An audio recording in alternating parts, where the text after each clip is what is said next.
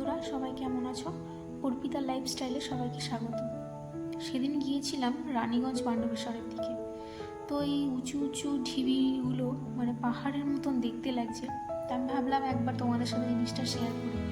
যখন আমি প্রথমবার গিয়েছিলাম আমারও মনে হয়েছিল যে এটা পাহাড়, তো পাহাড় তো এখানে থাকা সম্ভব নয়। তো সবার কাছ থেকে যখন জানতে পারলাম যে এটা যেহেতু কয়লা খনি অঞ্চল এবং কয়লা তুলতে তুলতে মাটি মানে ঢিবিগুলো উঁচু হতে হতে একদম পাহাড়ের মতন দেখতে লাগে দূর থেকে। তো একটু ভিডিও সামনে এগুলো তোমরা দেখতে পাবে যে যেখান থেকে দেখো, তোমরা হয়তো এখন ভিডিও দেখতেই পাচ্ছ যে ব্লু কালারের শেড দিয়ে ঘেরা আছে, সামনে বড় একটা ট্যাঙ্কের মতন।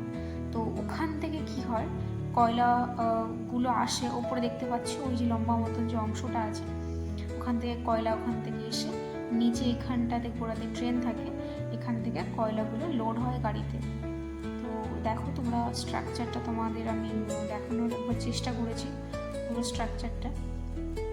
হয়তো পুরোটা সেভাবে দেখাতে পারিনি, রানিং গাড়িতে ছিলাম যেহেতু সম্ভব হয়নি, যতটুকু পেরেছি দেখানোর চেষ্টা করেছি।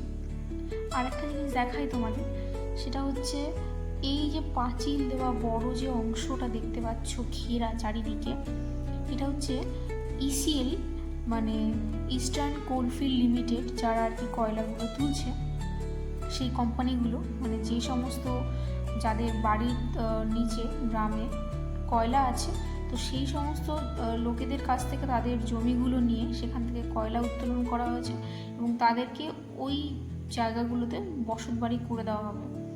তো আমি ভিডিও করছিলাম অপোজিট সাইডে, আর তার অপোজিটে দেখো এখানে অলরেডি সেই কাজটা করতে শুরু হয়ে গেছে। মানে এখানে যতগুলো তোমরা বাড়ি দেখছো সবই কিন্তু ইসিএল খরচ করছে। এখানে কিন্তু যারা আর কি এখানে যাদের বাড়ি আছে তাদের কিন্তু এক পয়সাও কিন্তু খরচ করতে হচ্ছে না, তাদেরকে শুধুমাত্র নিজেদের জায়গাটা দিয়ে দিতে হচ্ছে, মানে জমি বাড়ি যেটা দিয়ে দিতে হচ্ছে, যেহেতু নিচে কয়লা আছে, এবং তাদেরকে সেখান থেকে স্থানান্তরিত করে এইখানে তাদেরকে বসত বাড়ি করে দেওয়া হচ্ছে। যাই হোক, এই ছিল আজকের মতন, আর বেশি লেন্দি করব না। আর একটু ভেবেছিলাম যে ইসিএল এর যে গেটটা একবার দেখানোর চেষ্টা করছিলাম, তোমরা হয়তো একটু দেখতে পাবে, আমি একবার দেখানোর চেষ্টা করেছি, তো সেভাবে আসেনি, কাকার হাতটা দেখা যাচ্ছে। এই ছিল আজকের মতো।